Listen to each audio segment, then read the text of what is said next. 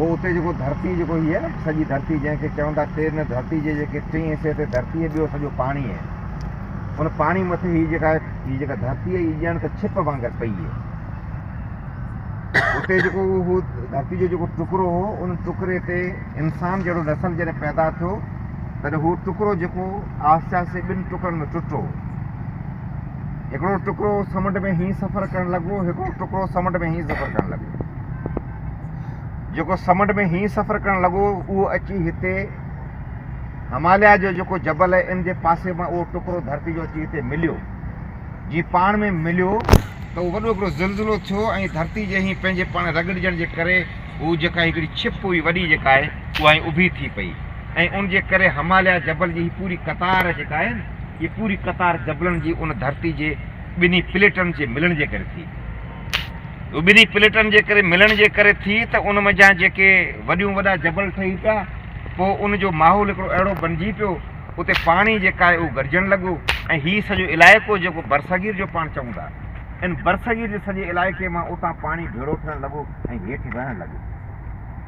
हिकिड़ो टुकड़ो जेको उहो टुकड़ो वञी उते मिलियो जेको पाण मिस्री तहज़ीब चऊं था ऐं मेसोपोटेमियन तहज़ीब चऊं था उते वञी हुन धरती सां मिलियो ऐं नतीजे में उहो इलाइक़ो वधीक थधो हुयो।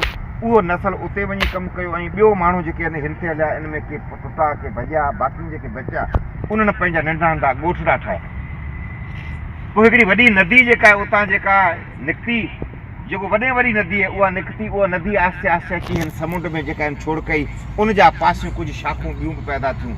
उन नदी जा मुख़्तलिफ़ नाला आहिनि। जेको मुखी नदी हुई जेको उन में ॿियूं नदियूं मिलंदियूं रहियूं उन मुखी नदी जो नालो सिंधु हुयो। उन मज़ा पोइ हिकिड़ो गागर दरिया बि वहणु लॻो उनखे गागर बि चवनि उनखे हाकड़ो बि चवनि। उन मज़ा हिकिड़ी नदी जेका सरस्वती वहणु लॻी उहो पोइ हाणे आहे कोन। पोइ ॿियूं नदियूं जेके आहिनि उहे मिलियूं सभई नदियूं जेके पंजाब में जेके 5 नदियूं आहिनि इहे टोटल नदियूं वरी हिकिड़ी नदी में मिलियूं। इहो नदी वेंदी वेंदी हिन जेका आहे और हीअ जेका समुंड आहे इन समुंड में जेका हलणु लॻी। जेको माण्हू हुआ पासे ते उहो माण्हू ते घुमंदे फिरंदे जेके नसल हुया उन नसलनि जिते पाणी हो उन पाणी जे पासे ते अची रहणु शुरू कयो। जिते रहणी कहिड़ी चइबी आहे जेके गॾिबो आहे जिते रहणी चइबी आहे जिते शहर अॾिबो आहे उनखे चइबो आहे तहज़ीब माना रहणी कहिड़ी। उन्हनि पंहिंजी अची तहज़ीब ॾी। चवनि था त 5000 साल जे अॻु में मोहनजो दड़ो उनजे पासे में ओड़ो हिकिड़ो नंढिड़ो आहे आमरी उहो आहे 3200 क़बल मसीह 3300 क़बल मसीह माना 5000 साल खां मथे चढ़ी वियो। उनजे परियां हड़ापा आहे उनजे परियां मेहड़गढ़ आहे। इहे सभई जेको साइटूं जंहिंखे चवनि था त इहो Indus valley civilisation. Indus valley civilisation माना सिंधु जे नदी जे किनारे ते रहंदड़ बसंदियूं उन जूं तहज़ीब। उहो 7 खनि सिविलाइज़ेशन आहिनि जेको हितां पंहिंजो हीअ गवादर खां वठी हुतां सूरत खां वठी हुतां टेक्सला खां वठी इहे टोटल जेके माण्हू रहंदा हुआ इन सभिनी माण्हुनि खे चइबो हो सिंधु। इन जे करे त सिंधु जे किनारे ते रहंदा हुआ उनखे चइबो हो सिंधु। उहो दुनिया जा पहिरें में परियां जेको तहज़ीब हुयूं उन पहिरें तहज़ीबनि में पुराणी जेका तहज़ीब उहो सिंधु। उन तहज़ीब बचंदी जी हिते बादशाहियूं रहियूं। हीअ जेको सिंध इन सिंध जे इलाइक़े ते हुननि बादशाही कई अलॻि रियासत तौर ते अलॻि मुल्क तौर ते। उनखां पोइ ॿिया कबीला के आया उहो कबीला हिते अची रहिया। दुनिया में पहिरियों किताब जेको लिखियो वियो उहो सिंधु नदी जे किनारे ते लिखियो।